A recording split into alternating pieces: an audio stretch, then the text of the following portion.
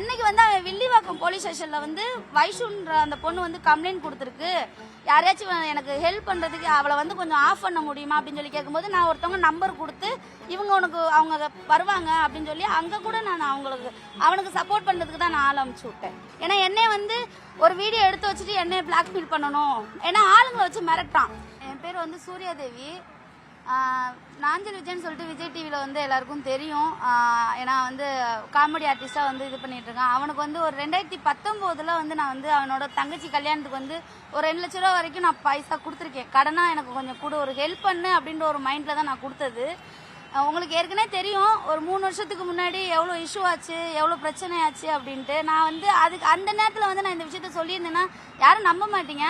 ஆனால் வந்து அந்த நேரத்தில் கூட வந்து நான் அதை பெருசாக எடுத்துக்கல. அதுக்கப்புறம் இப்போ எனக்கு இக்கட்டான சூழ்நிலை, எனக்கு கொஞ்சம் காசு தேவைப்படுது அப்படின்றப்போ ஒரு 6 மாதத்துக்கு முன்னாடி நானே வந்து கால் பண்ணி நான் அவன்கிட்ட பிரச்சனை பண்ணுறதுக்கு பேசல. நாஞ்சில் எனக்கு வந்து இப்போ உன் தங்கச்சிக்குன்னு சொல்லி கல்யாணத்துக்கு கேட்டு வாங்கினேன், நானும் மனசார தான் செஞ்சேன்.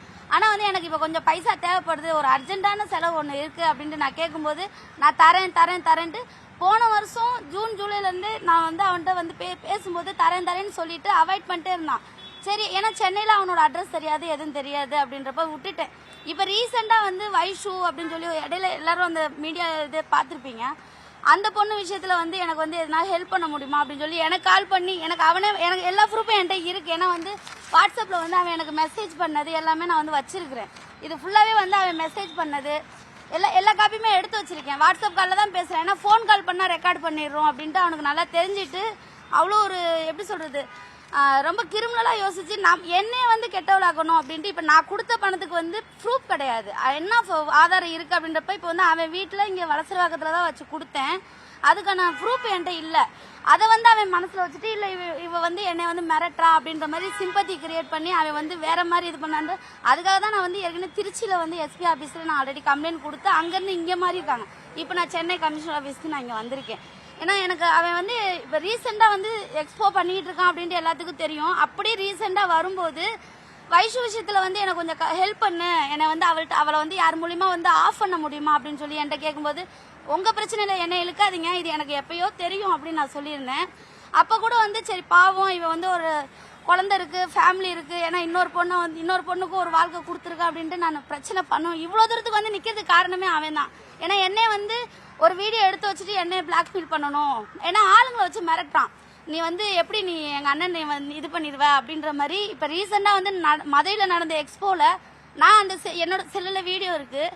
அதில் வந்து பார்த்தீங்கன்னா நான் நார்மலாக தான் போய் பார்க்குறேன், பேசுகிறேன், ட்ரெஸ்ஸு பர்ச்சேஸ் பண்ணுறேன், நான் வந்து காசு கொடுக்குறேன்றேன். இல்லை வேண்டாம் எடுத்துகிட்டு போ சூர்யா, நான் தான் உனக்கு தரணும்ல அப்படின்னு சொல்லி அவன் வர சொல்லி தான் நான் அங்கே போகிறேன், எக்ஸ்போவுக்கு போகிறேன். ஆனால் வந்து உடனே வந்து அந்த எக்ஸ்போ விட்டு கொஞ்சம் மூவ் ஆனோன்னா வெளியே வந்து அவன் காரை ஓவர்டேக் பண்ணிட்டு ஒரு 3 பயல்களோட வந்து நீ வந்து காசு கொடுக்காம நீ எடுத்துகிட்டு போறியா அப்படின்னு சொல்லி என் மேலே வந்து ஏதாச்சும் ஒரு கம்ப்ளைண்ட் கொடுக்கணும் அப்படின்றனால அப்படியே கிரியேட் பண்ணி அவன் ஒரு வீடியோ எடுத்து வச்சுட்டு நீ வந்து இதை நீ வந்து பேசினா நான் இந்த வீடியோவை வந்து நான் வந்து அசிங்கப்படுத்துவேன் அப்படின்றான். அப்போ எனக்கு தெரிஞ்சிச்சு அவனுக்கு என்னன்னா மறுபடியும் அந்த எக்ஸ்போக்குள்ளே நான் வரக்கூடாது, நீ வந்தேன்னா அங்கே வந்து 108 லேடிஸ் ஸ்டால் போட்டிருக்காங்க, எல்லாரும் கம்ப்ளைண்ட் கொடுத்து உன்னை வந்து உள்ள தூக்கி வச்சிருவாங்க அப்படின்ற மாதிரிலாம் வந்து என்னை சொன்னோன்னா அப்போ தான் புரிஞ்சுக்கிட்டேன். சரி இவன் வந்து பிளான் பண்ணி நம்மளை வந்து இது பண்ணுறான் அப்படின்ட்டு. ஏன்னா என்னால் வந்து என்னால் முன்ன மாதிரிலாம் வந்து இது பண்ண முடியாது.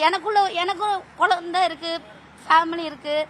அதனால வந்து நான் ரொம்ப அவன்கிட்ட பொறுமையாக வாங்கலான்னு தான் நினச்சேன். ஆனால் வந்து அவன் என்னை வந்து ரொம்ப வேற மாதிரி கொண்டுட்டு வரான் அப்படின்றப்ப என்னால் தாங்க முடியாமல் தான் நான் கம்ப்ளைண்ட் மூலியமாவது எடுத்துகிட்டு போய் இவனை வந்து ஏதாச்சும் விசாரித்து எனக்கு வர வேண்டிய பணத்தை வாங்கி கொடுத்தா போதும். அதுக்காக தான் நான் இவ்வளோ தூரம் வந்து ஏன்னா சும்மா வந்து இது பண்ணணும், அவனை வந்து வம்பளுக்கணும் அப்படின்லாம் இல்லை. அவன் பேசின ரெக்கார்டு ரீசனாக வந்து என்னை வந்து நீ வந்து வேணா பாரு அப்படின்ட்டு தைரியமாக வந்து வாட்ஸ்அப்பில் சேட் பண்ணது எல்லாமே நான் ப்ரூஃப் எல்லாமே வச்சுருக்கேன். அப்படின்றப்ப என்னால் வந்து இப்போ நான் வேற யார் மூலியமா போய் வாங்க முடியாது, சட்டத்துக்கு இதாக வந்து நம்ம எந்த இதுவும் ஆக்ஷன் எடுக்கக்கூடாது அப்படின்றனால தான் நான் நேராக இங்கே கமிஷனர் ஆஃபீஸ்க்கு வந்து கம்ப்ளைண்ட் கொடுத்துருக்கேன். இதுக்கப்புறம் இதுக்கு நல்ல ஒரு இதாக விசாரிச்சு சொல்கிறோன்னு சொல்லியிருக்காங்க. அது அவங்க சொல்லிட்டு என்னன்னு சொல்கிறேன்னு இருக்காங்க. இது ஏப்ரல் 17ஆம் தேதி எனக்கு கால் வந்துச்சு. எனக்கு வந்து அப்போ வந்து இந்த நம்பர் அடிச்சிருப்பேன், இதில் வந்து 2 வாய்ஸ் மெசேஜ் அனுப்பிச்சி விட்ருப்பேன். அன்னைக்கு வந்து அவன் வில்லிவாக்கம் போலீஸ் ஸ்டேஷனில் வந்து வைஷுன்ற அந்த பொண்ணு வந்து கம்ப்ளைண்ட் கொடுத்துருக்கு, யாரையாச்சும் எனக்கு ஹெல்ப் பண்றதுக்கு அவளை வந்து கொஞ்சம் ஆஃப் பண்ண முடியுமா அப்படின்னு சொல்லி கேட்கும்போது நான் ஒருத்தவங்க நம்பர் கொடுத்து இவங்க உனக்கு அவங்க வருவாங்க அப்படின்னு சொல்லி அங்கே கூட நான் அவனுக்கு சப்போர்ட் பண்ணுறதுக்கு தான் நான் ஆள் அனுப்பிச்சு விட்டேன். அப்புறம் இடையில அவன் இதுக்கு பேசினதுக்கு அப்புறமும் நான் கால் பண்ணி என்ன வித்தியாச்சு இது, அதுக்கப்புறம் மெசேஜ் எல்லாமே, அதுக்கப்புறம் ஒரு வாய்ஸ் ரெக்கார்டு ஒன்று போட்டிருப்பேன் அதே டேட்டில் தான். அதுக்கும் கேட்டுட்டு எதுவும் ரிப்ளை பண்ணலை, ஃபோன் அடிச்சுக்கிட்டே இருந்தான். அதுக்கப்புறம் அவனே மெசேஜ் பண்ணா என்னால் முடியாது, நான் ஹாஸ்பிட்டலில் இருக்கேன், கொஞ்சம் பிரச்சனையாக இருக்குது அப்படின்னா நான் விட்டுட்டேன். அதுக்கப்புறம் இது ஏப்ரல் மாதம் முடிஞ்சது, இது வந்து ஜூன் 4ஆம் தேதி இந்த மாதம். இப்போ வந்து கால் பண்ணா நான் ஒரு 17 செகண்ட் தான் பேசியிருப்பேன். பேசும்போதே வந்து அவன் ஒரு ரகட என்னை வம்புழுக்கணும் அப்படின்னு பேசுறான்னு தெரிஞ்சிருச்சு. அது நான் கட் பண்ணிட்டு வாய்ஸ் கால் போட்டு விட்டேன். நீ நார்மலாக நான் ஃபோன் கால் பண்ண வேண்டியதானே அப்படின்னதுக்கு நீ திருந்த மாட்ட, அவன் வந்து உனக்கு ஒரு லைஃப் இருக்கு அப்படின்னு சொல்லி அவன் வந்து உனக்கு குழந்தைங்களா இருக்குன்னு பார்க்குறேன், இல்லைன்னா உன்னை நான் வந்து நல்லா இருக்கணும்னு நினைக்கிறேன், இல்லைன்னா உன்னை அசிங்கப்படுத்திடுவேன் அப்படின்னு சொல்லி இது பண்ணோன்னா நானும் அதே தான் சொன்னேன், உனக்கும் ஒரு குழந்தை இருக்கு அப்படின்னு சொல்லி நான் மெசேஜ் அனுப்பிச்சிட்டேன். அதுக்கப்புறம் வந்து திருச்சியில் ஒரு எக்ஸ்போ நடக்குது, இது மதுரையில் நடந்தது போக திருச்சியில் நடக்கிறத வந்து அதை ஃபோட்டோ வந்து வாட்ஸ்அப்பில் அனுப்பிச்சி விட்டுட்டு இதை அனுப்பிச்சி விட்டுட்டு இப்போ என்ன அதுக்கு அப்படின்னு நான் கேட்டேன். முடிஞ்சா வா அப்படின்றான். அப்போ வந்து நீ முடிஞ்சா வந்து பாரு அப்படின்னு சொல்லும்போது வந்தா என்ன பண்ணுவீங்க சார், பயந்து ஓடுவீங்க அப்படின்னு நான் போட்டு விட்டேன். அதுக்கு அவன் வந்து ரிப்ளை பண்ணக்கு இதுதான் எல்லாமே, யார் பயந்து ஓடுறான்னு பார்க்குறேன் அப்படின்ட்டு அந்த இதுதான் எல்லாமே வச்சிருக்கிறேன். அதுக்கப்புறம் மறுபடியும் பிளாக் பண்ணிட்டு போயிட்டான்.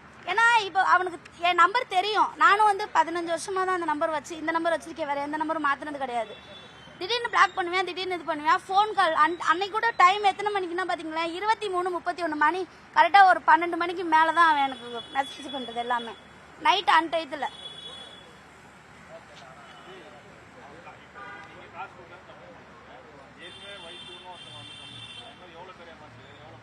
இல்லை அது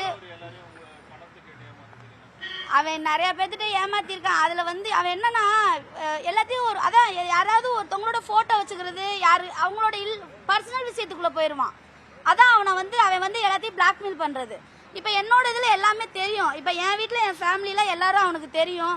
இப்ப ரீசனா என்னை வந்து என்ன பேசினாலும் சரி, அடுத்தவங்களோட பர்சனல்குள்ள போய் இதை போட்டு அவங்ககிட்ட பிளாக்மெயில் பண்றது. உன்னை இப்ப கூட பாருங்க, மதுரையில் அந்த வீடியோ எடுத்து வச்சுட்டு நீ இது பண்ணேன்னா உன் வீடியோவை போட்டு அசிங்கப்படுத்துவேன் அப்படின்றப்ப நான் வந்து நம்ம என்னடா தப்பு பண்ணோம், நம்ம வந்து கொடுத்த பணத்தை தான் கேட்க போனோம், இதுக்கு வந்து இவன் வந்து போலீஸ் இதுன்னு இவன் எக்ஸ்ட்ரீமா போயிட்டு இருக்கானே அப்படின்ட்டு தான் எனக்கு மன உளைச்சல் ஆனது.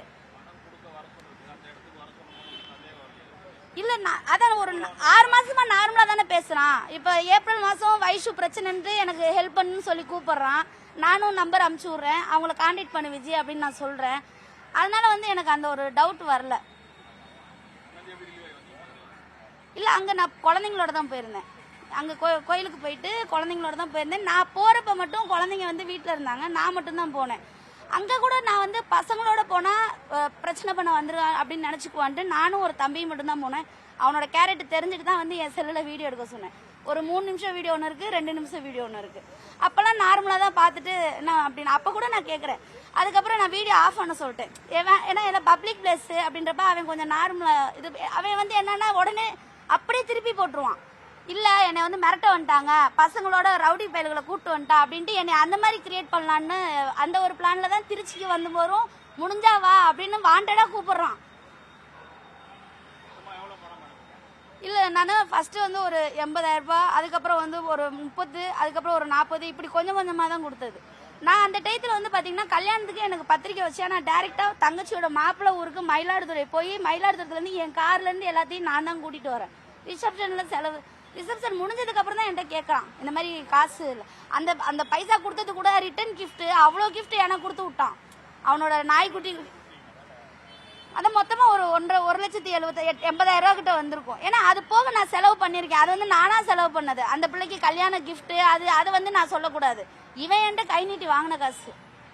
அதுதான் நான் கேட்குறேன், நீ எனக்கு கொடு அப்படின்னு சொல்லி. ஏன்னா நானும் ஒரு பொம்பளை பிள்ளைய வச்சிருக்கேன், எனக்கு நாளைக்கு விசேஷம்னா வந்து செய்வான். இதே வந்து நான் ஃபைனான்ஸ் விடுறோலோ வட்டிக்கு விடுறோலோ இருந்தால் எதுனா பத்திரத்தில் எழுதி வாங்கி அப்படி கொடுத்துருக்கலாம். இது பழக்க ரீதியாக வந்து ஒரு ஹெல்ப் பண்ணது, ஒரு அவசர ஆத்திரத்துக்கு உதவின்னு கேட்குறானே கொடுத்துருவான் அப்படின்றது தான். 2.92 கோடிக்கும் அதிகமான மக்களின் உள்ளங்களை வென்ற தந்தி டிவியின் டிஜிட்டல் தளங்கள், 1.31 கோடி யூடியூப் சப்ஸ்கிரைபர்ஸ், 48 லட்சம் ஃபேஸ்புக் ஃபாலோயர்ஸ் 33 லட்சம் இன்ஸ்டாகிராம் ஃபாலோவர்ஸ், 23 லட்சம் எக்ஸ் ஃபாலோவர்ஸ், 11 லட்சம் தந்தி ஆப் டவுன்லோட்ஸ், 30 லட்சம் வெப்சைட் மந்த்லி ஆக்டிவ் யூசர்ஸ், 16 லட்சம் வாட்ஸ்அப் ஃபாலோவர்ஸ். அசுரபலம் கொண்ட எங்கள் டிஜிட்டல் கரங்களில் உங்கள் விளம்பரங்களை சேர்க்க வாட்ஸ்அப் பண்ணுங்க 8939888378. Email advttanditv@dttv.in.